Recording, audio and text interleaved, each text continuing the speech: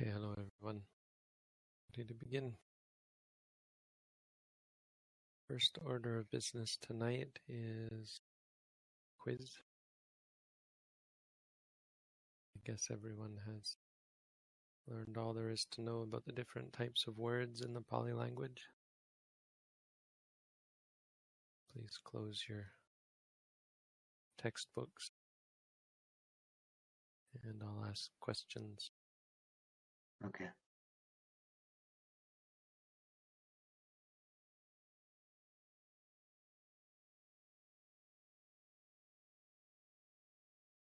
Alexander, how many types of words are there?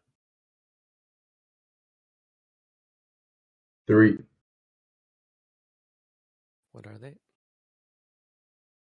The Nāma, the Maya, and the third one, I forgot the name, but it's the verbs. Akhyata. Amar, how many types of Nāma are there? 3 types of Nāma. What are they? Nāma Nāma, Guna Nāma, Sabba Nāma. Andrew, how many types of Nāma are there? There are 2. What are they? I forget the Pali, but they are common nouns and proper nouns. Sadharana and asadharana, public and private, or public and not public.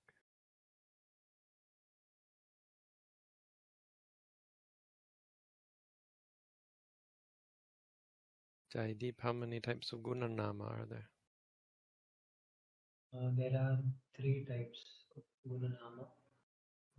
One is Pakati, Vishesha, and Adivishesha. Mark, how many types of Sabbanama are there? I believe there are 2 types, but I can't quite remember.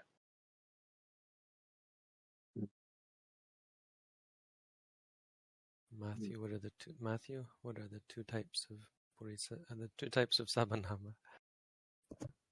I don't remember. Ulu,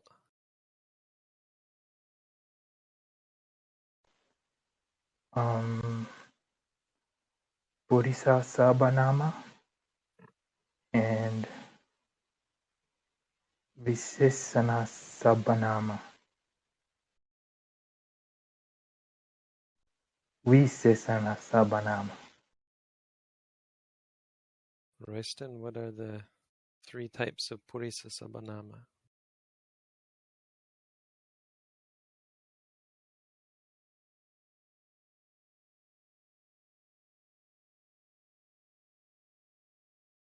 Royston? I'm sorry, I admit it.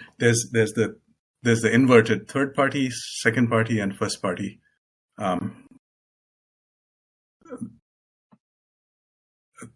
Th, thum, and amha. I forget the actual names. They call them first, second, and third, so it's Right. backwards. Right. So th, they, thum, you, and amha, we. Okay, Sanda, what are the suffixes for the 3 types of Guna Nāma? For Vishesha is Tara und Iya, und for Adivishesha is Tama und Ita.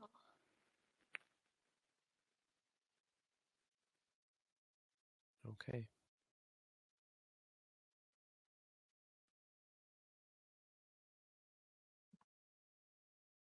Any questions on that?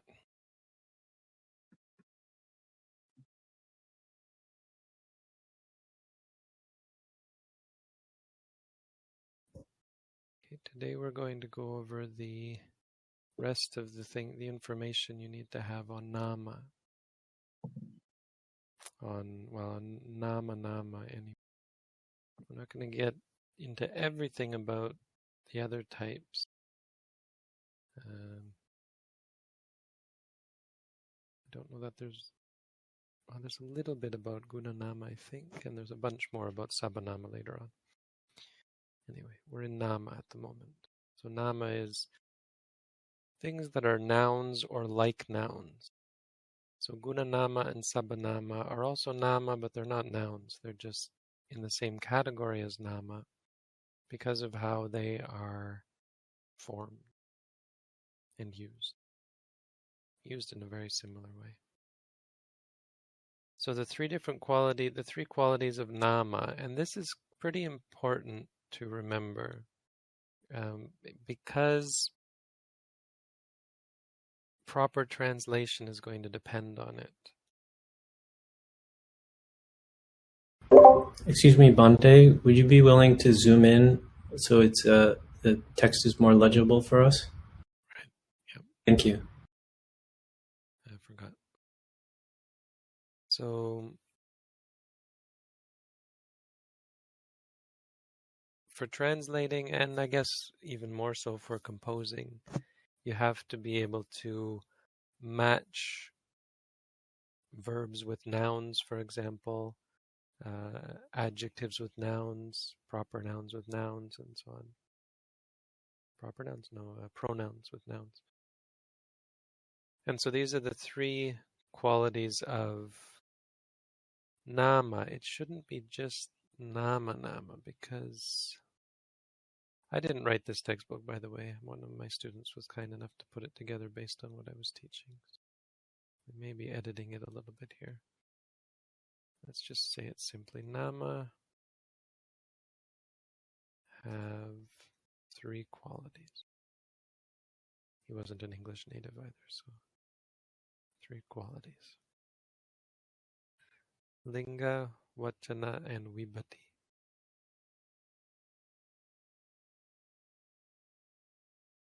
Gunanama and Sabanama take the gender, speech, and declension of the Nāma they modify or refer to.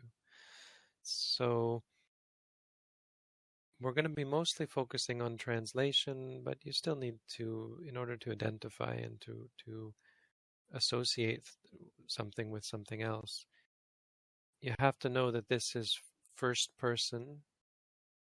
Not first person, sorry. You have to know that this is masculine, singular, nominative. So its gender is masculine, its speech is singular, and its declension is nominative. And we'll learn about what that all means today. But when you know that, then you know, well, this one also is those three things. So you can recognize that they go together. I mean, obviously here they do go together, but there are going to be places, especially with with Purisa Sabanama, where the so is just going to be in place of the Purisa. And you have to know that that's what it's referring to, because you know that it's the same gender. Because you'll have so and then you'll have sa, and you have to know which one does sa go with, which one does so go with. It's the same word, but it has a different gender.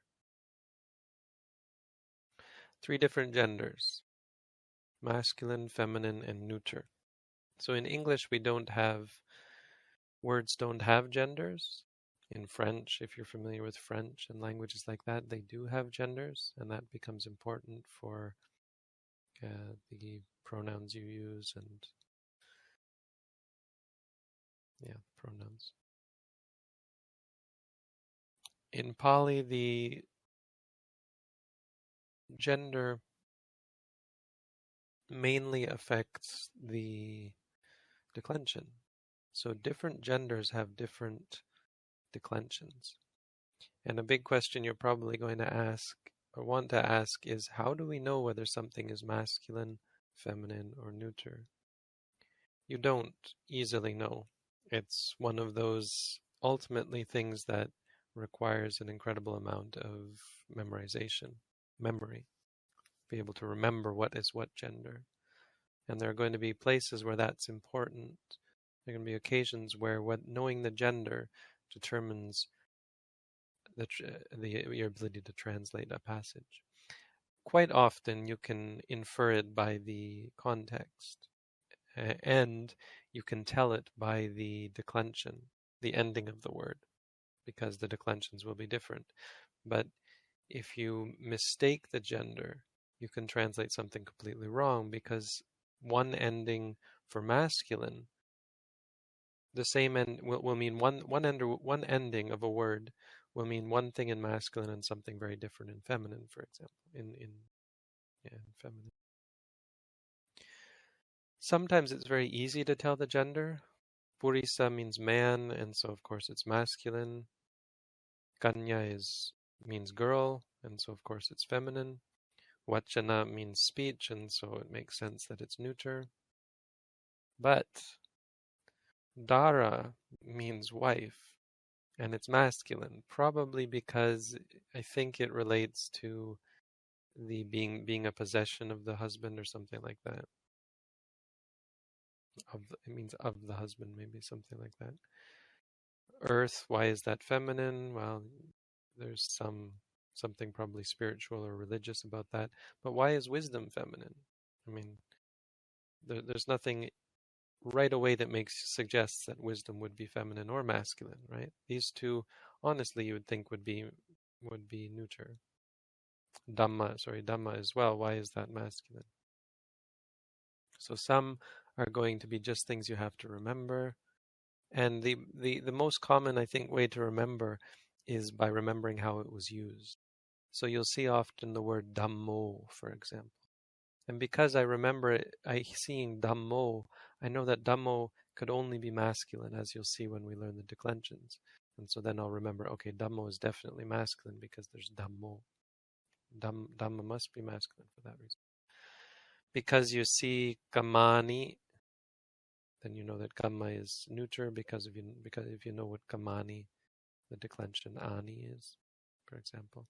And for example, Panya, you know it's feminine because it ends with a long A. Only feminine words end with long A. So things like this will start to tell you which gender something is. But ultimately, in many cases, you're just going to have to look it up in a dictionary.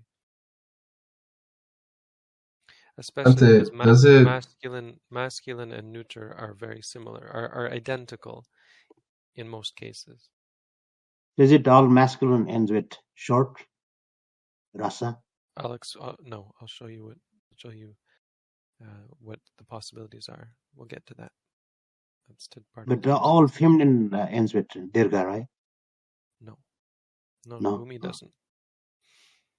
I'll show you. You'll see. Okay. There's an actual chart. Speech sounds a little bit weird to our ears, but it's just short form of two words, ekavachana and bahuvachana. So we say vachana, but it's misleading because vachana just means speech. But vachana reminds us of two words, ekavachana and bahuvachana, speech about one and speech about many. Bahu means many. So in English we'd say what? Singular and plural. In Sanskrit there's also what we call dvivachana or dvivachana, I can't remember. And that's something you have to learn with all the declensions. Dvi about two. So if it's speech about two, there's actually a special form. It's archaic, not used very often, and it's repetitive. It's almost all the same, but you still have to remember it when you learn Sanskrit. Pali has a couple of cases, at least one I know of, where it uses dvivachana, and I'll point that out when we come to it. But you really don't have to know it. It's almost extinct in Pali. Okay, so gender, 3 genders, important thing to remember. Neuter is quite common. It's not this weird oddball case. It's as common as the others. Does the gender I think at least in my language, which is similar, which is I guess a Latin derived from language, the gender of the words in Pali are the same, at least for these examples that you gave. Is this like sort of etymologically something sound, or is it just a coincidence? the fact that your language has similar genders? Yeah, for the same words. I can't answer that. You'll be able to tell me better than I can. I've never thought about that actually. Yeah, I've never looked into it. I mean, some of it is emotional, right? I mean, there's no wisdom behind these choices. Why is Earth feminine? I mean, that's how people looked at the Earth, I suppose, the mother of all things, the thing that brings forth the fruit. And wisdom, also quite interesting that in a generally male-dominated culture, they thought of wisdom as feminine, probably because a man possesses it and men possess women, that sort of thing. I wouldn't look at this as, I mean, it can be that because there is kind of an ancient culture in India before the Aryans invaded, if that's actually what happened. I mean, I assume that's the history of it. But there is an old society before the Aryans, and very much more indigenous, like in the sense of not indigenous, that's not the word, but shamanistic, I suppose. You know, like many early cultures, or primitive, we might say, cultures, unorganized cultures, there was more of a focus on fertility and that sort of thing. And it may have been much more matriarchal, or at least fair to women. So it may come from that idea. So we still have some tribes in Nepal where women are considered higher than men. So if you look at the history of India, there appears to have been two competing cultures, and if you read the Vedas talk about them killing the dark-skinned rakshakas, demons, the dark-skinned demons, which is probably the indigenous people that they murdered and slaughtered and destroyed their culture. It's really interesting. Thanks. I asked the question because I read somewhere that like not the Indian languages. Yeah, they used to they live come, in Himalayan side, right? Those Rakshas, what they consider Rakshas. We still have people from that dissident. I read that they came from this like the European languages and the Indian languages came from one language in the beginning. That's why I asked about if they have like something similar. Okay, well, let's stick to the focus here. We got a lot to get through. Okay, the next one, as I just said, speech. 2, we have ekavachana, bahuvachana, and that again will change the vipatti. So the way it works, and you'll see this more clearly when I show you the charts, as you can see we're already seeing a chart, part of a chart here, but linga means different charts. So each gender has several different charts, but which linga something has going to affect which chart we have to look at, which paradigm we look at. Speech will be on the same chart, but as you can see below, there will be one set for singular and one set for plural. They'll be on the same chart. Vibhati refers to the ending, and the ending, as I said, defines the meaning. So if you know Latin, this should look familiar.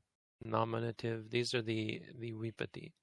Nominative, accusative, instrumental, dative, ablative, genitive, locative, and vocative.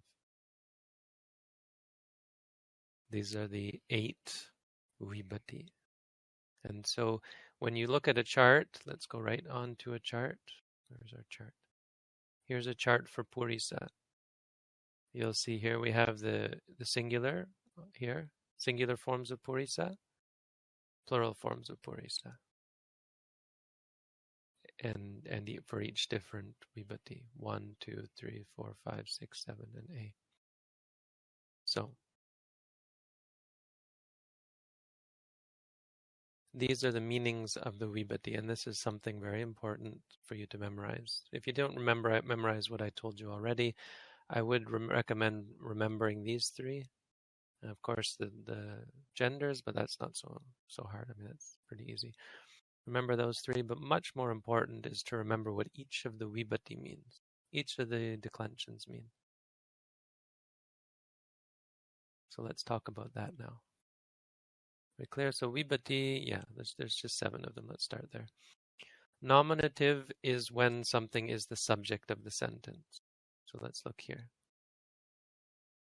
Here, this is not a good example, but it has a good example. Not the Purisa, but here the subject of the sentence is Rama. So Rama is in nominative singular.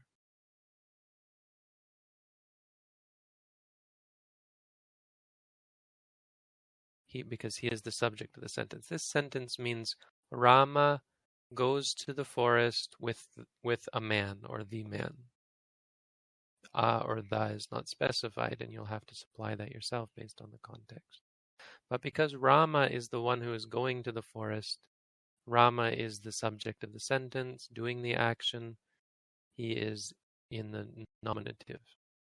This is basic grammar stuff. Some of you might not have a background in grammar, so you'll have to play a little bit of catch up on understanding things like subject, object, and so on. But the subject is the thing doing the action. It doesn't have to be a person, because a object can just sit there. An object can sit somewhere, or can break apart, or can fall on someone's head, for example. This sentence is actually a bit of a joke, because in our Sanskrit class, this was all our sentences were. They were all from the Ramayana, so they were all about this guy named Rama who went to the forest. And this was like one of the first sentences I ever learned. Ramo vanam gacchati. Rama goes to the forest. Accusative is rather the object of the verb. So accusative, the object of a verb is the thing being done. So when you perform an action, action is the object of the verb. When you give a gift, when you hit a stone, or when you speak a word, the word is the object. And so it has its own form as well. Let's see if we have it here. So Rama goes to, and what does he go to? The forest. So Vanang is in the accusative singular. It's a single forest. He didn't go to many forests. The Bhikkhu, this is in the nominative singular, eats the rice. Rice is the object of the verb. It's in the accusative. Bhikkhu is the subject. It is in the nominative. Okay? Clear? Let me know if you have questions. Instrumental is, it's not just instrumental, it's also auxiliary. So let's put aux here. Auxiliary means so instrumental means the means by which someone does something. So if you hit a rock with a pickaxe, the pickaxe will be an instrumental. If you go to the forest with a man, you're not using the man, you're not riding on his back to get to the forest, but you're going with him. So it's still with, but it's called auxiliary. So it's a different sense, right? Rama isn't using the man to go to the forest, but the bhikkhu is eating the rice with his hand. So this is instrumental. This one is auxiliary. We usually just say instrumental. You'll hear people talk about the third form as being instrumental, but it's also auxiliary. It has two similar meanings, but they are different meanings. Dative is more rare than the others. Dative and ablative are both special cases, so that you will see them often enough, but less often than the rest. So much so that you're usually, I don't think this is right, isn't it? Janative. Does anyone know how you spell these? I'm not sure actually. I think it's with the I. At least in German, it's with the I. Okay. I don't know in English though. Look that up. Doesn't look right, but well, I'll say something about those names in a second, that we won't really have to use them much. But dative means to or for, but in a different sense from the accusative. You can't just go by how you would translate it in English. Like go to the forest isn't dative. Dative is only for the sense of the recipient of the action. What do you do something for or to?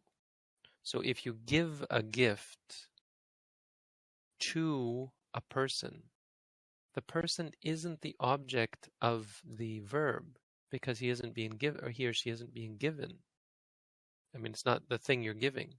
When you give a gift, gift is the object of the verb. And the recipient is in the dative case. You're giving the gift to the person. In English, we have another word for it. I think it's something like auxiliary object or something, or secondary object. I can't remember the term.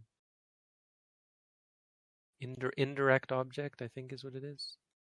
Indirect object. So in English, it sounds like this. It sounds like the object. We say we give the person the gift, right? You say, I give you a gift. So I'm not giving you away to someone else. I'm giving the gift to you, but we say, I'm giving you the gift. So it sounds like an object. In Pali, there's a, you can't do that. You have to, you make it explicit that it's to or for that thing or person.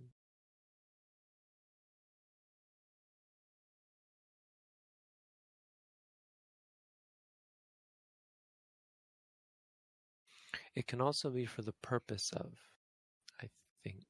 Yes, purpose of will be in the dative. What do you do? What is the purpose for which you do something?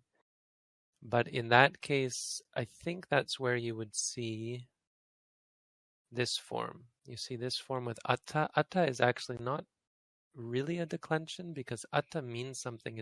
It kind of is, but it's where it comes from is because atta means purpose. So that's why it's for the purpose of. I think that's where you would see that.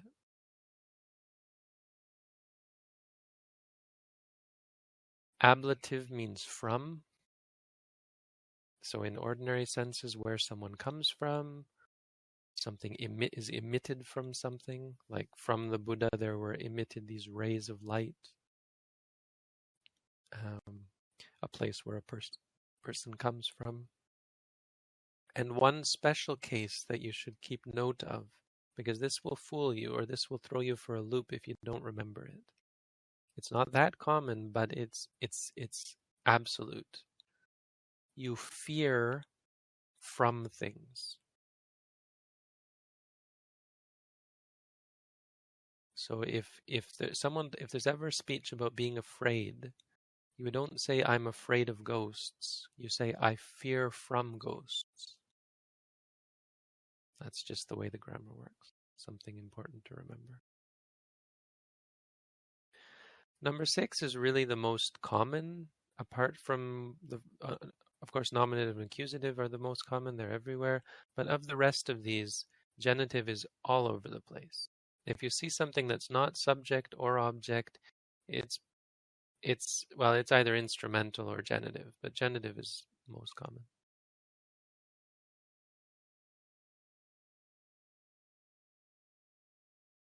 And actually why I say that is because dative and genitive look almost alike. Most of their forms are the same. And so when you come across a form that you don't know whether it's dative or genitive, you can err on the side of genitive. It's just so much more common. Dative and ablative are not so common. Instrumental, fairly common, but genitive, very common.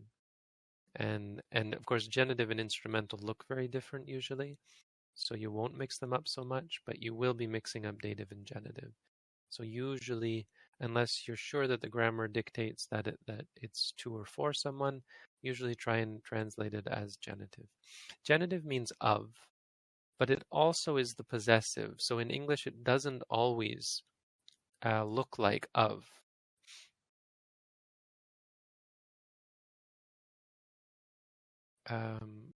let's see, not this one, but here's an example of the dative. So the upasika, the male lay disciple, gives the rice to the Buddha. So there you go. Sorry, I should have been looking at these. This gives you examples of them. And here, what it's for or who it's for, the male lay person cooks, pachati cooks the rice, not to the Buddha, but for the Buddha. Still for one. So to the Buddha, for the Buddha. Who was it for? What was it for? What was the purpose? For the Buddha. No, we're not going to look at those. So here's the example. Remember I said, so the genitive form is of something. But the thing that it's of almost always comes before the thing that it's of. So the sasana, the teaching of the Buddha, looks like this. Buddhassa sasanang means the sasana of the Buddha. But in English, as I said, it doesn't always look like of. And so this is what we translate it to. This is what translates into the apostrophe S. And you can remark that this is actually a sort of declension that we have in English. Declensions are not a thing in English. I think they were just slowly given up. But here's an example of something that is kind of a declension. We never think of it like that. But the funny thing is apostrophe usually denotes something, what's it called? Contraction? Is that the word? But this isn't a contraction of Buddha is or something like that. It isn't a contraction. It's just a weird quirk of English, I think. And so it's actually a special form that means of the Buddha. So when in regards to possessives, this is where the genitive form is used. It's not always exactly possessive, but that's the most common. Okay. In that sentence, what does the bhavati mean? Continues. What So is yeah. What does the whole sentence mean then? Is it just Buddha's religion, or is it The what Buddha's does the verb? the religion of the Buddha continues. Okay. Exists. So here sasana is the subject. Sasana means teaching? Yes. Okay. It's also a word for religion. It doesn't mean literally religion, but that's the word for the Buddhist religion or anyone's religion. So here it's the subject of the sentence. This is actually nominative singular. What does this 1 dash 1 dash 1 dash 1 mean? I'll explain that in a second. Locative, the seventh case, is literally referring to location, right? Locative. In, at, on, even things like beside or near, but literally in, at, or on. So anything to do with location, where something was done, anything to do with location. And also the figurative sense of location. So when meaning in regards to, and that's generally how I think it's translated. You can fudge it a little bit, but it's generally translated as in regards to. So let's see if we have some. Don't have any good one. Here's a literal one. The Buddha Wasati dwells Wanasming. Remember we saw Wana, so here's Wana, the same as above with the forest. Asming is the ending for locative, so Buddha dwells in the forest. I don't have a good one in regards to. There's another sense. It's actually, we're not finished. Ewang Wute.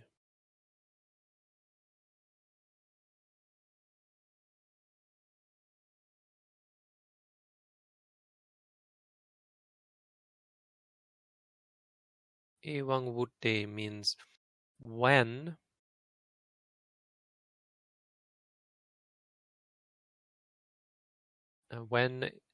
the words, this is actually hard to translate, and this little sentence here is one of the hardest things for new Pali students in Thailand to learn.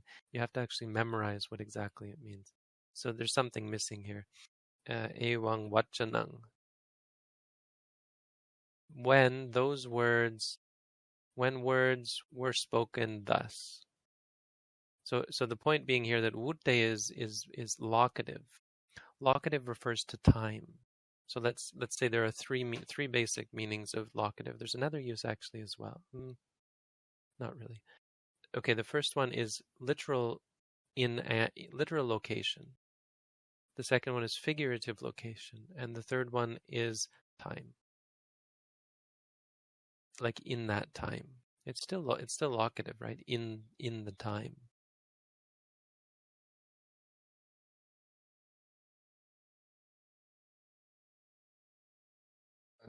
Does the genitive only change, like in Buddha's religion or Buddhasa Sasana?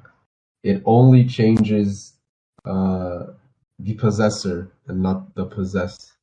Like, does that make sense? Because in German it changes both. I don't quite understand what you mean, though I may have Like in Buddhasa Sasana, only Buddhasa has the genitive ending, not Sasanam. Sasanam doesn't get changed. Doesn't get changed. Sasana is Okay. is in the here in the nominative case, and because it's in the nominative, it wouldn't change.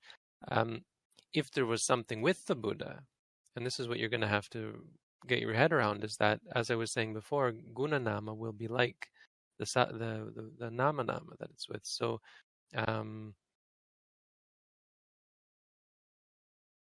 this one, dasa, goes with buddhasa. So when you see this, because you recognize they're the same declension, you can notice that they go together. So this means that Buddha. And it doesn't mean just that, it means of that Buddha, or that Buddhas. The sasana of that Buddha, not just the Buddha. Or etasa, or imasa, this, in the sasana of this Buddha, right? So those will change, and you'll see that a lot. You'll see lots of words together with the same declension, and they go together like that. So it won't change the declension of the, like in this case, the Buddha possesses the Sasana. It won't change the declension of the thing that's possessed. This one has its own declension. It's the nominative. Okay. Thanks. And finally, we have the vocative. Vocative is not so common because of most of the texts we read are in the third person. They're narratives. But during speech, you will see times where someone calls someone. And when you call someone, it has a special case. So for example, here. Bo Purisa. Hey you Purisa. Hey man.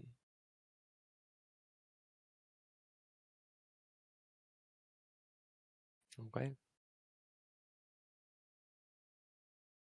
Now, these words are interesting, and they give you a sense. If you've heard these words, the ones you've heard before will give you a sense of what they mean, but we don't use them.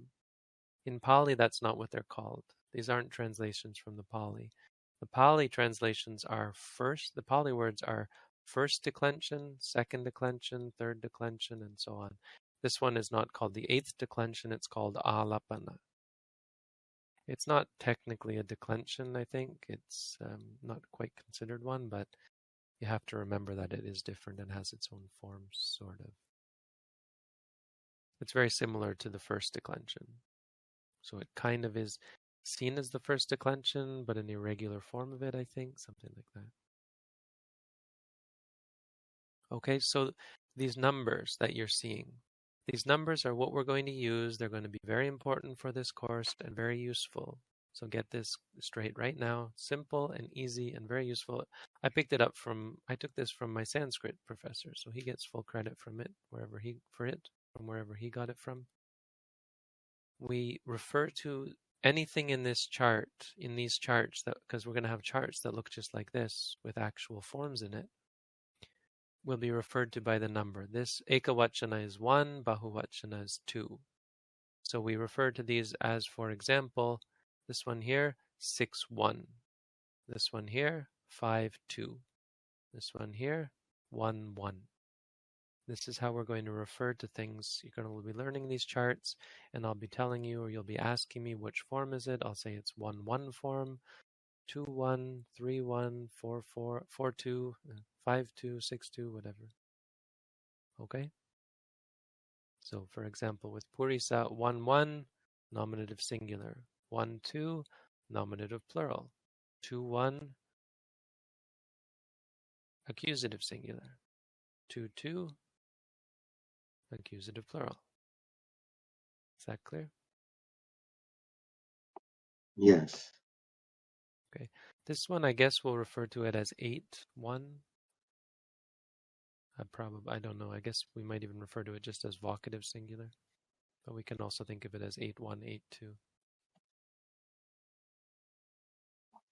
I wouldn't know here. See, we use A1. So let's use A1, A2. A1. Okay. But I'll probably just tell you it's vocative. It's not so common. And how about those letters like I, E, U, I? What letters? Yeah, the letters at the bottom. Oh, this Yeah, is just... No, this I, is... E, U, N. This is nothing. That's so I can copy and paste them. Delete this. So, Bante, question. So, for example, with the code 2-1, which the example there is Purisang, if we refer to the table 2-1, so that's accusative singular. Yeah. So that means we are meant to understand that Purisang, something was done to the man. Yes. So let's look at an actual example now, a full example. Puriso, 1-1. This means the man or a man as the subject of the sentence. And so this one means the men as the subject of the sentence, or men in general. This one here means the man as you said, as the object of the verb, the thing being done to. If someone speaks to a man, walks to a man, someone kills a man, then this is the man, a man. That's what it means. And again, men.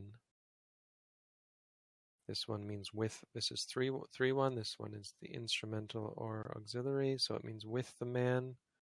And this one here is with the men. This is purisasa, purisaya, purisatang, means to or for the man, to or for the men, purisanang.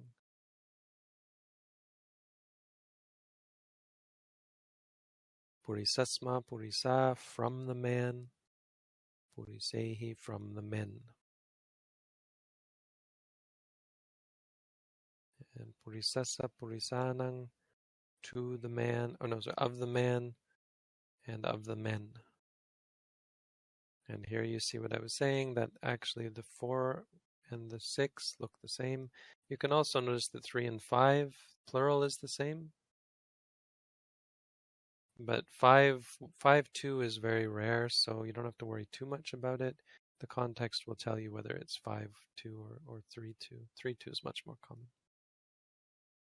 And 6-2 is much more common than 4-2. So it's not that much of a problem.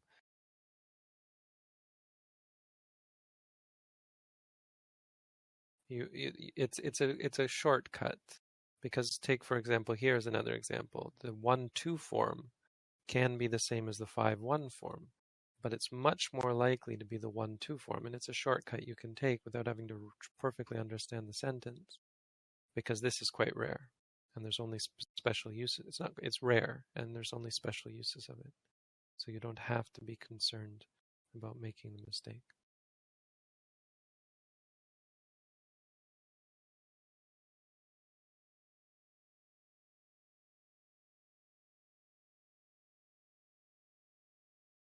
The seventh case, purisasming, purisamhi, purise, in, at, on the man, or in regards to the man.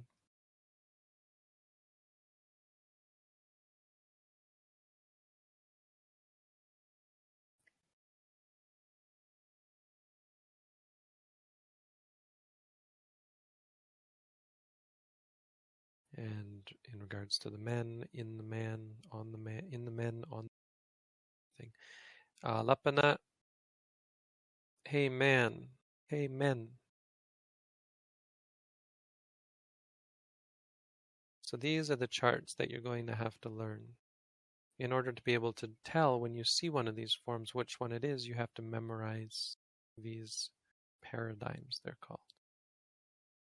So for next week, your work is to memorize this paradigm as follows. Puriso, purisa, purisang, purise, purisena, purisehi, purisasa, purisaya, purisatang, purisanang, purisasma, purisa, purisehi, purisasa, purisanang, purisasming, purisamhi, purise, purisesu, purisa, purisa. You should be able to write it out, and you should be able to recite it. But our lesson isn't over. One last thing.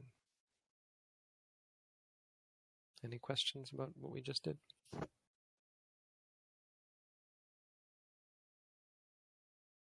So one last thing.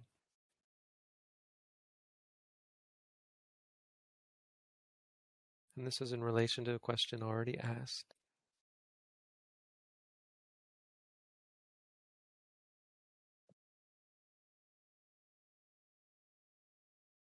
Each word has this set of declensions, but not each word uses the same set. There are a certain type of word that uses this set, and whether a word uses this set depends on these charts. Masculine words can end in 5 different vowels. A, I, U, U. So there are 6 endings of regular Nāma. So regular. 6 endings. A, I, U. Please mute yourself if you're not talking, okay? Amar.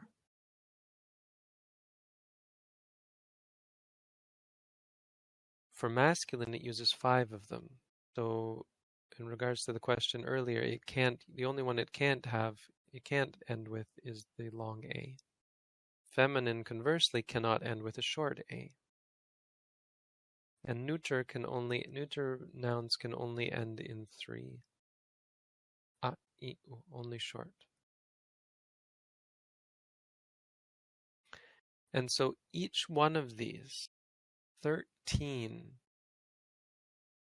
endings have a different paradigm. So any masculine noun that ends with an A,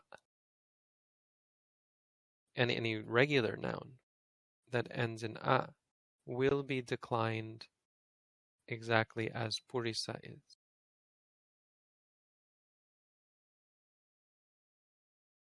And so these are the 13 examples that we're going to have. Purisa Muni Sethi Garu Vinyu Kanyarati Nari Raju Vadhu Kula Akhi Vatu. And these will be our examples, and then what you'll have to memorize. So you're going to have to, for the next part of the course, you're going to have to remember a total of 13 paradigms. You saw one of them, there's 13 total that you have to. So this is where it starts to become a challenge and really is going to answer the question of whether you're able to keep up with the course. Because if you fall behind, if you don't learn these, it's going to be harder and harder for you to recognize the things we look at and the translations we start to do.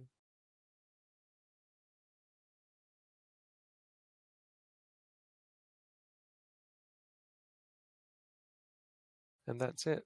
That's the grammar for today. It's a lot, I think. So I'll leave it to you to review it and go over it. But most important is going to be for you to memorize this, really. Because starting to understand what they all mean, it will come over time as you use it. Do the memorizing first and slowly sort of get a sense of, okay, this one is used for the nominative, for the subject, this one for the object, this is for instrumental cases. And if in the beginning you can just remember that this is the 3-1 form, then you can come back and refer to, what did 3-1 refer to? The first step is going to be recognizing, because if you don't recognize it, you can't just guess. Word order doesn't always mean anything, and it's not always exactly clear. A sentence, not like English, where it only means one thing. There's syntactic.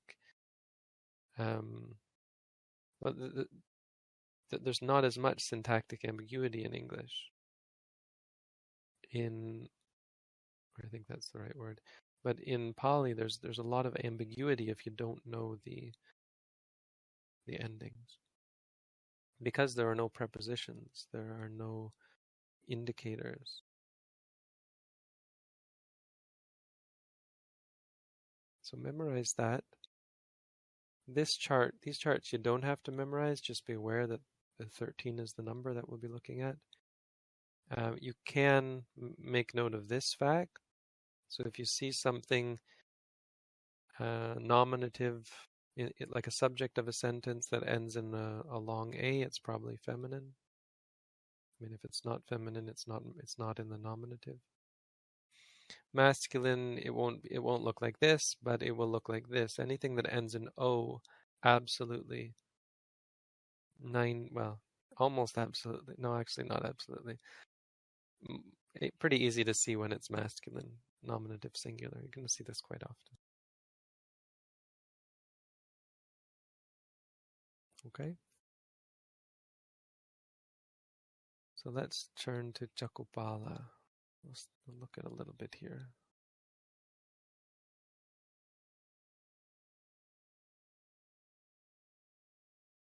So what can I point out to you? We can look at the first one. Sawatiyang is actually, what case is this? Yeah, so this is locative. Of course it's locative. Sorry, I'm confused. So Sawatiyang in Sawati. So words like this don't really have a place in the sentence. They don't play a part in the rest of the sentence. Like it's talking about a person, but this is separate grammatically, and it's often, as you can see, at the beginning of the sentence, and it's often the sort of thing that you'll translate first. Pull it out. It has nothing to do, no relation to any of the other words. It just tells you where something was happened. Place and time, pull them out first, translate them first. Words like this as well. This is, remember what kind of a word it is, but this means it is said, it is said, something like that. It seems that, something like that. So it is said that. It's kind of like in English how we would say once upon a time. Not exactly, but This is Kira means it is said that in Sawati, and then you start to work on things that actually do relate to each other, like the verb and the noun, right? The ordinary word order in Pali, I don't know if I should lump this on you here because it's an important point. Maybe we'll talk more about this next week. I don't think I have a special lesson put aside for word order and translation order. There's some stuff that the textbook might be missing in regards to translation order and word order. It doesn't really fit into the grammar because, in fact, the textbook that I'm taking it from doesn't really have that. That kind of knowledge is a separate. The study of Pali goes in two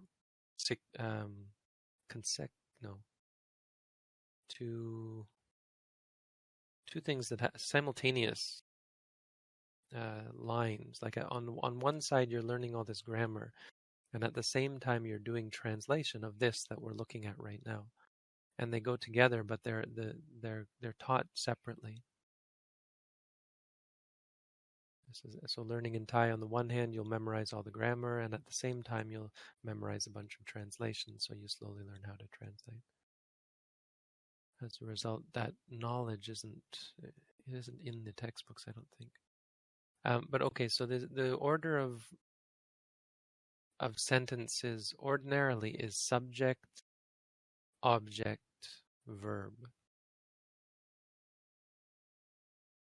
Or actually more like subject, everything else.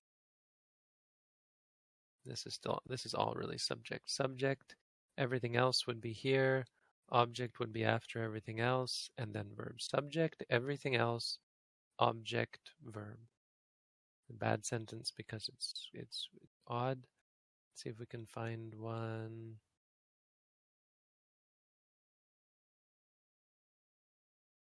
Here maybe. Yeah, this is a good one. So here, the subject, everything else, object, verb. So subject, and the order of translating is take the subject first, then the verb. This we have to separate. Then the verb, then the object, then everything else. So you actually end up translating backwards. Start at the beginning. An ordinary sentence is going to be like this. Subject at the beginning, verb at the end, subject right before or object right before the verb, and then everything else. So this means he gave, past tense, a parihara, which is a protection, I think. And this is actually, this one, here's an interesting grammatical point that's useful for you to learn right now. He gave a protection to the gabba, to the fetus. So here you see this is to in the sense of, this is dative, giving something to someone of her. And this is genitive. The useful sentence for us to look at right now to see how these different forms work together. 1-1, the verb has its own separate type of declension, so don't worry about that. 2-1, the subject is or the object is the accusative. 4-1, 6-1. He gave protection to the fetus of her. And of course in English we would say to her fetus. Complete care. He gave complete care for her embryo, for her fetus. Yeah. That's where this sentence comes.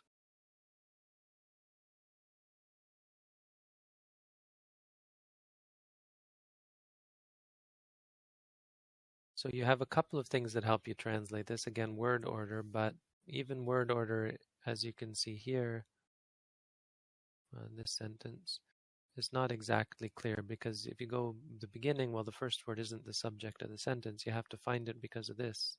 This one here tells you that it's nominative. But then you got all these other ones.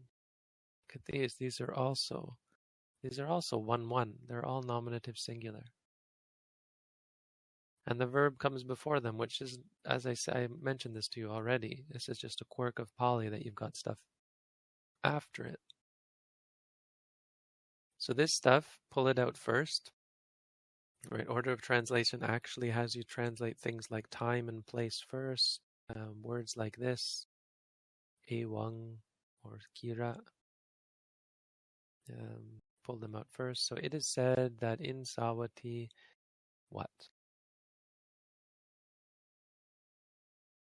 And in English we would translate the verb first, but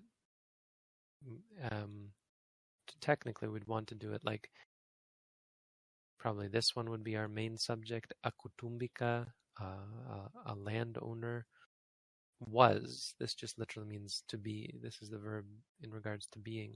So a landowner was or existed, and it was a landowner named Nāma Mahasuwana, or literally a landowner Mahasuwana by name.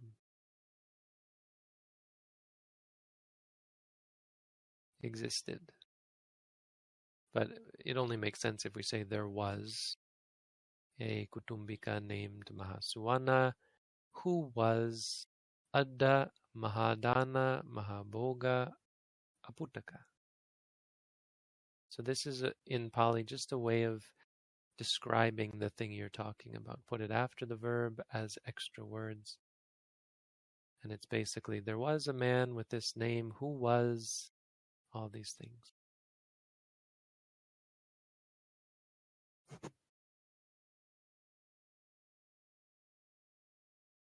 Understand? Any questions?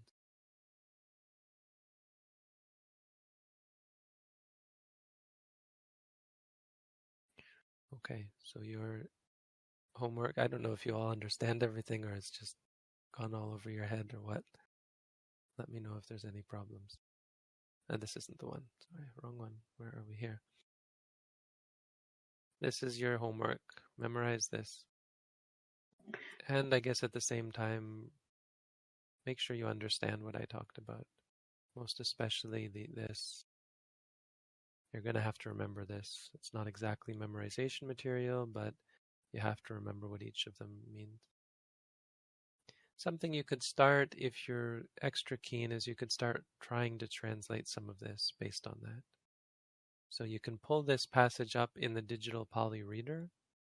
It's the first verse of the Dhammapada. So if you go to the digital Pali reader and you type in here DHPV1, it'll bring up the first verse, and then you bring this up and you go to the commentary. And here it is. This is the passage we're looking at. You can even close this. I don't know if you can close this actually. How does this work? Oh, you can't close this. Okay. So anyway, looking here. So again, here we are. You can click on this and we see that Mahasuwana was the father of Jakubala. And so it'll give you translations, but it won't tell you what case it is. So when we get to so you have to understand here. This tells you that so is the nominative singular, but sa is wrong. Huh.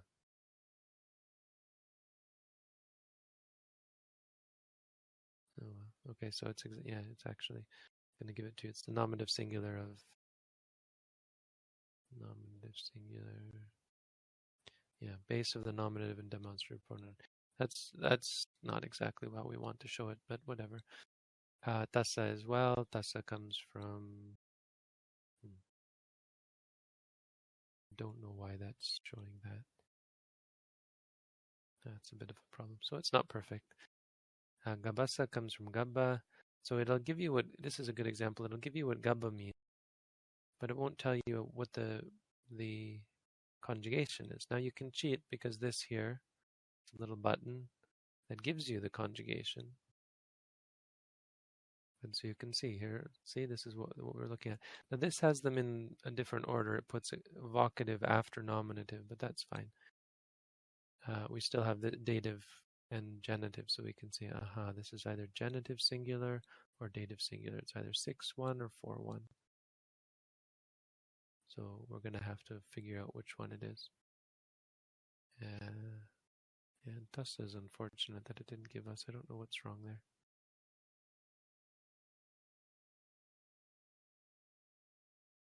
Oh wait, it's because Tassa. No, Tassa is correct. I don't know.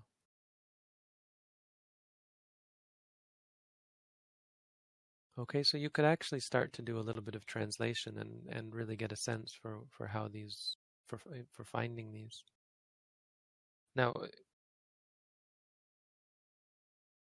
as I said, this one here only applies to masculine singular, but if you look ahead, you've got charts for all of them.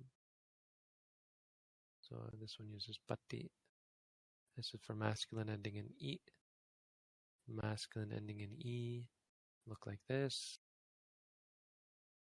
Masculine ending in u. Masculine ending in u.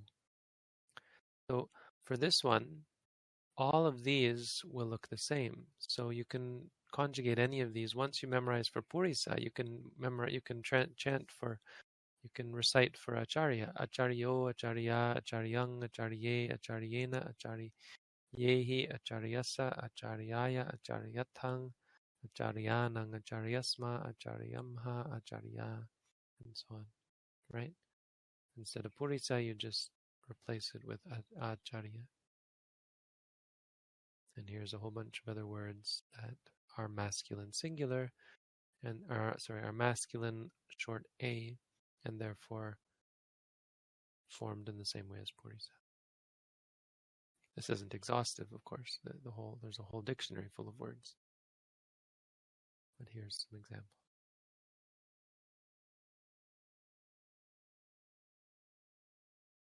Okay. Questions?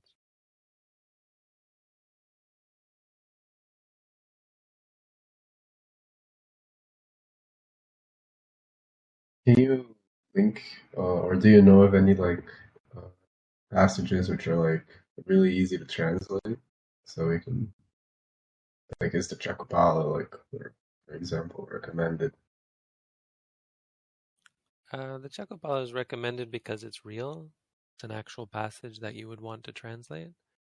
We don't see, this is a thing in Western Pali studies, they give you those easy, like these ones that I give you up here. There's a few up here, right?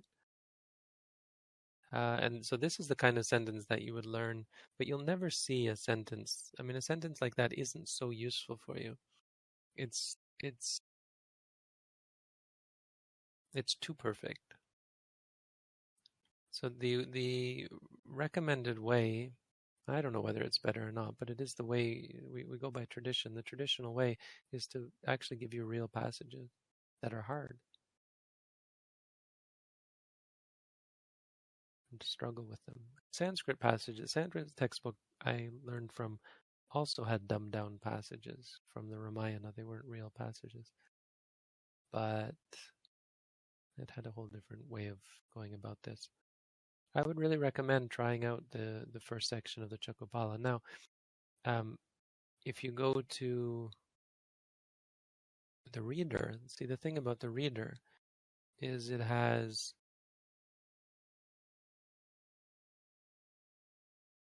the complete Pali, and then it has just English, but then it has this. And so if you look at like this paragraph here, this tells you how to translate it. It gives you order. It gives you the answer. This is what you're not supposed to look at in the beginning anyway. What you're not supposed to look at, not in the beginning, what you're not supposed to look at to start. So what you're supposed to do is try to get this part out of this part. And then when you get stuck, you can look at the answer on the back. This is why it's on a separate page. But in the beginning, really in the first few lessons, you're going to rely much more on this one. So you can print, if you print this reader up, have this by your side, have this page to one side, and then start to look at this one. And when you get stuck or when you wonder about something, refer to the answer, the word by word. I mean, at this point, I don't expect you to get very far, but this is immersion. The great thing about it is it's really going to challenge you and force you to keep asking questions and to keep looking and trying to, and learning new things and getting a sense for the language. There's a great benefit for that sort of diving off the deep end approach.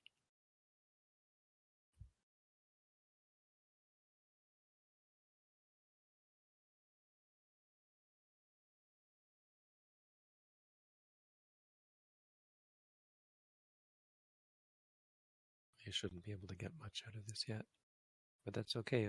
Start with it and see if you can even find some words like this, simple sentences. But at this point I don't expect you to translate this because that will only come once we learn verbs. And verbs are still a fair ways away.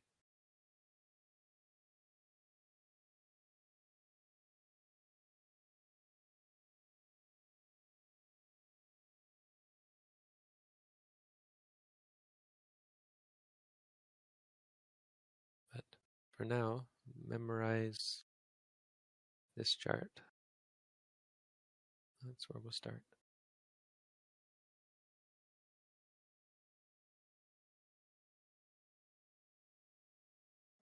Purisa in 3 places, right? Yeah. Sorry? Purisa is 1-1, 5-1, and also A1, A2, right? Sorry, 1-2. Yeah, 1, 5-1. 2, 5-1. And A2. Yeah, so but that's actually because Alapana is really considered the same case as this. Okay, maybe that's not really useful to say, but yes, Alapana is almost always looks similar to Ekavacha, to one, to the first form. Like, so for example, if you look at all the rest of the paradigms, the first Patama Vipatti is the same as Alapana, and you'll see that's going to hold for pretty much everything. Sati, one. First case, same as Alapana. But just by looking at the word, how do you tell which one? Context, just context. And as I said, many of them are not very common, so it's not so common to come across this one. But it actually isn't as hard as it seems in the beginning. In the beginning, you will make mistakes. A much more common mistake actually is this one. And you'll be confused as to how can you be using this form in this place, but it's actually this one.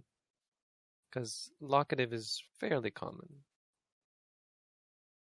Not for Purisa, I suppose, but this is one that trips people up.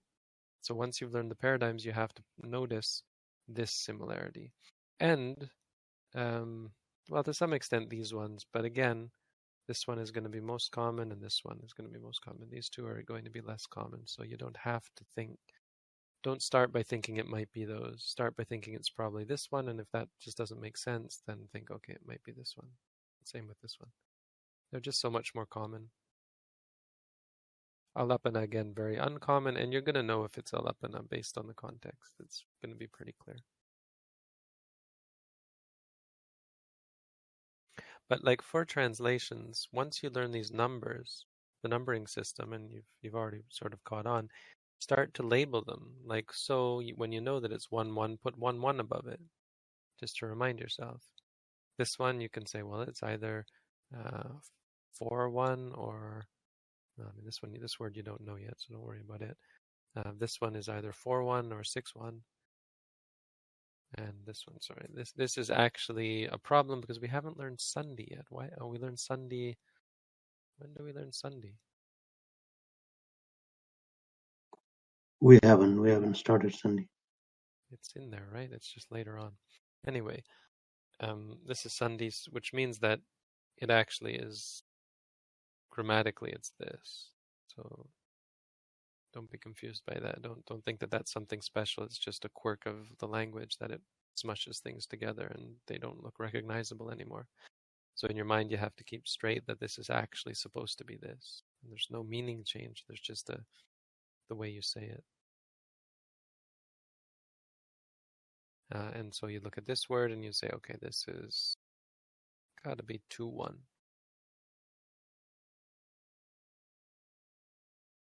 And so that's where you start. You write those out, and then you say, okay, 1-1 is the subject. We'll translate that first. You'll learn about verbs later. I'll tell you that this means gave. And a clue, even if you didn't know this was 2-1, is that the object always, almost usually in a regular sentence, comes right before the verb. So gave what? Gave this thing. And giving is a giveaway. Because again, normally you're not going to see 4-1, but we can guess that this is 4-1 because of the verb giving. When the verb giving, you give something to someone, so dative is actually going to be there in cases of giving. That's just the only sort of common case that it's used. So gave this, and then here we have either 4-1. So gave of something? No, give something to something else. So this is probably 4-1. And then we have here another one that's either 4-1 or 6-1. And we think to ourselves, well, the thing of someone makes more sense. You can't give something to something to something.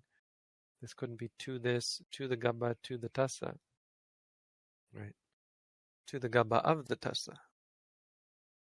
And tassa just means of her. This is the same word as so. The root is not so, sa, it's da. Da is the root. And in feminine 4-1 and 6-1 it looks like this. And in masculine 1-1 it looks like this. Again, we've seen these already. This is the 1-1 feminine form. But we'll learn this later. This is a word we have. This is a pronoun that we'll learn when we talk about pronouns. We have paradigms for them as well. So the 13 that we're talking about are only the nouns. There's a bunch more on top of that for pronouns that are equally important, as you can see, because you're going to have to recognize. The good news is that they're all similar. Like this is actually quite similar to the noun forms. Of course, so is easy to see because it's the same sort of thing as Mahasuwana. Masculine singular 1-1, also 1-1. Similar form, not that hard. And the same goes, don't be too discouraged about all of these because they have patterns. Like here, this is also asa, even though it's also ino. But the ina, the na, no, the a, o anyway is a common thing here. But here this is messed you up because it's another one that ends in o. So you can't say, oh, it ends in o. It must be 1-1 masculine. No, here's another one. O ends in o. So yeah, an important thing is going to be learning the root, guessing what is the root word. If you figure out of patayo, if you can figure out that the root is pati, then you get a better sense of which declension it is. Instead of thinking that this is a word called pataya, a 1-1 form of pataya, it's not a 1-1 form of pataya. It's a 1-2 form of pati. Right here again, Seitina is also na, no, and then no. And again, sming, this is in all of them. Purisa sming, Seiti sming. So there's very, very recognizable patterns. It's not like you have totally different paradigms for each set of words. Na, and this one is asa, and here again no. And here you have the nung endings, the he endings are all the same.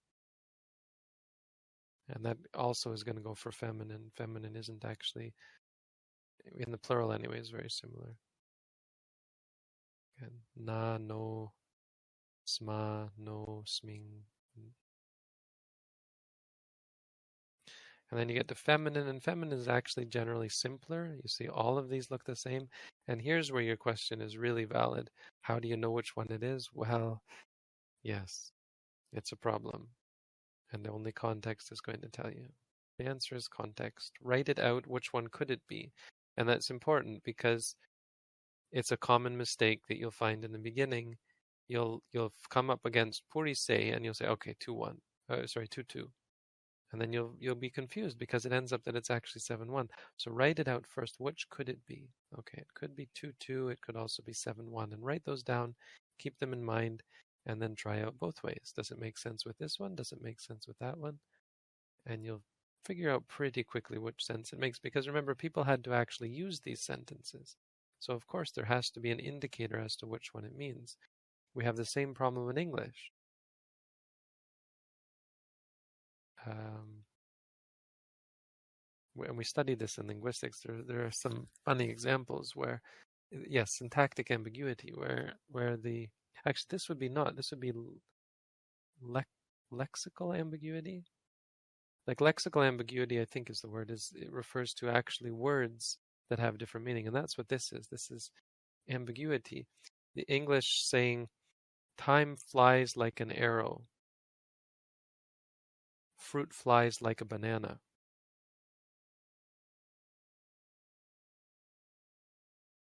I think that's a Groucho Marx joke, actually.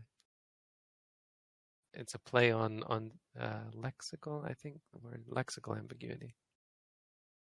Do you understand that? Time, or is it syntactic? I'm not actually sure now. Time flies like an arrow, fruit flies like a banana. It hinges on the word flies and like. Two different meanings of the word. Same form, different meaning. So to avoid that, there has to be context. And so you won't really have that much trouble if you look at the context, look at the entire sentence, think about what's being said in the previous sentences, what's this story about, and you'll figure it out pretty quickly. When you actually have to use these words, it has to have meaning. It can't be ambiguous. There are going to be always indicators that tell you what it's referring to, almost always. But it's very easy if you're lazy, and it's not really lazy, but if you go too quick, it's very easy to get lost and totally confused as to what a sentence, because you made a mistake and you thought something was one form and it was actually another form. I mentioned, I think to you, I'm not sure, I was talking about this earlier, about Bhikkhu Bodhi actually making a mistake like this. He sent me a translation of something I asked for, and I looked through it and I came to something, and it was related to araha, the root araha, which is in regards to being worthy. And so he was trying to translate it as an arahant, because an arahanta means one who is worthy, but it's a word for an enlightened being. And because it had started with arahat, or it was like arahato, I think, or something was the form, and he thought, okay, that means, and he was trying to talk, and he put a footnote saying, I'm not quite sure what this means, but something to do with an arahant, or he was trying to explain it in relation to an arahant. And I sent him an email. I said, doesn't it just mean worthy? And he said, oh yes. I think he actually gave me a footnote saying that I had pointed out, given him the correct translation or something. So anyone can make these simple errors by taking something the wrong way.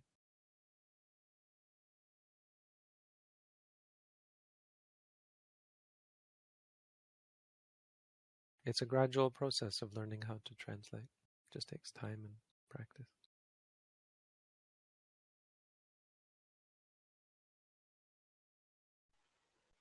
Bhante, you said there are 13 vibhattis to memorize, but from the table, it's obvious that there are 16 places there because there's 8 by 2, singular and plural. So right. No, the extra. This is 1. This here is 1. There are 13 of these. This is masculine words that end in a. So if we go back up here, you see here there are masculine that end in a, I, u, 5 of them. So there are 5 paradigms. Right. There are 5 different ones for feminine, and there are 3 more for neuter. These are the regular ones. There's 10, more than 10 irregular sets that we'll also look at.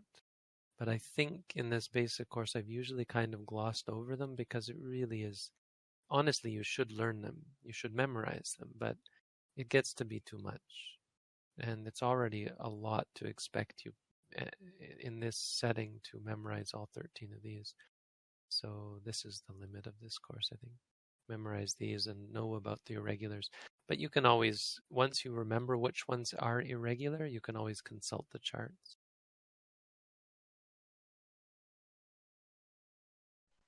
Okay, got For it. example, here's all the irregulars. 1, 2, 3, 4, 5, 6, 7, 8, 9, 12 of them. More than 12 because this one has it's a set of words like mana. They're called the manogana words. A group of words like mana. But these ones are irregular. And there are a few that follow, like Pitu has a few that follow it, Matu has some that follow it. And that's it. But like Atta is translated like this. There's no plural for Atta.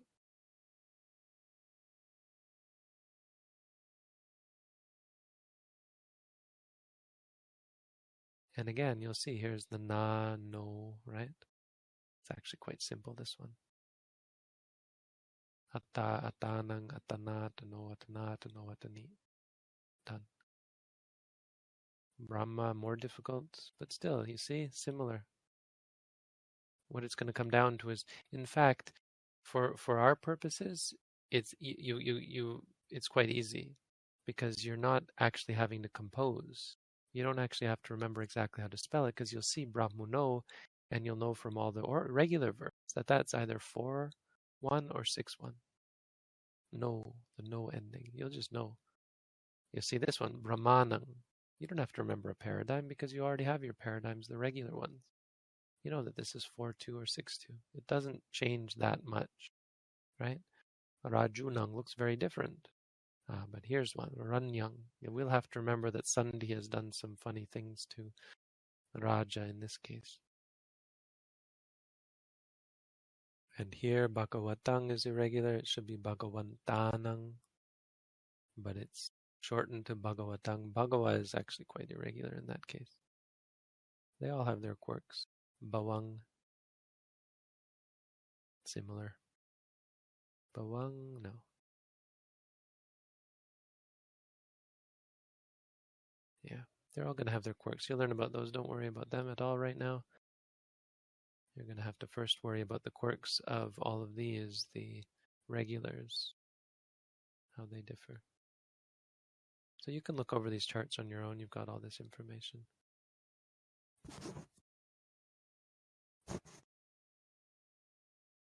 All that's left is to do some memorizing. Why is cow in the regular now? Like the other ones, like it's irregular. I know, but like the other ones, like self, God, king, the fortunate one, and they're like cow. Well, they're very common. They're very actually. I think the real answer is that these are very common words for ordinary people. I mean, and they're very common words for people who don't know much grammar, so end up saying things like "ain't" in English, right? Get the grammar wrong. I aren't. I ain't, right? Ain't isn't proper grammar, but it's developed. So these are the kind of words that, ordinary people would use these. This one, even this one, Raja. So they're much more susceptible. Just like verbs, the more common verbs are the ones that are more susceptible to irregularities. That makes sense. Thanks.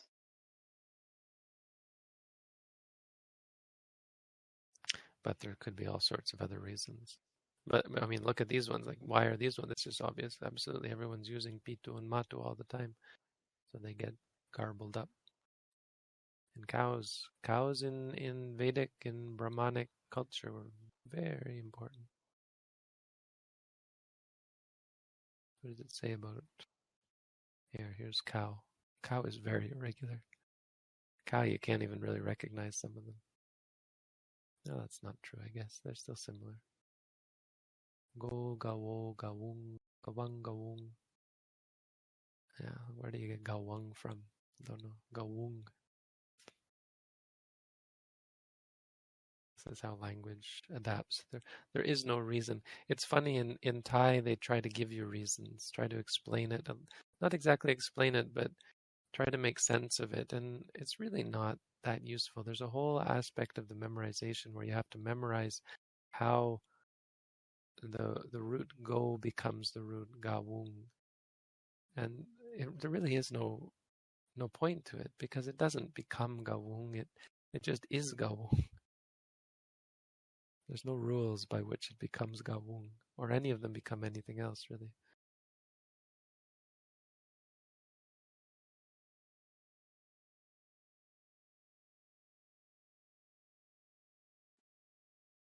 Bhante, do we have in digital Pali reader access to the Dhammapadi commentaries? That's what I just showed you. Yeah, okay. Did you see what I brought up?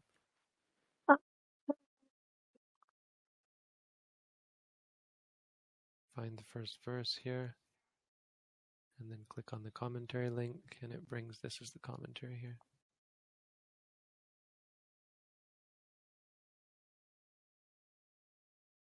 I guess it's small, the text is small, but that's it.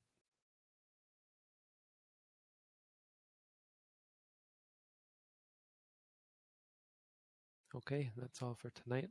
Have a good week, everyone. Good luck on your homework. Thank you, Bhante. Thank you, Bhante. Sadhu.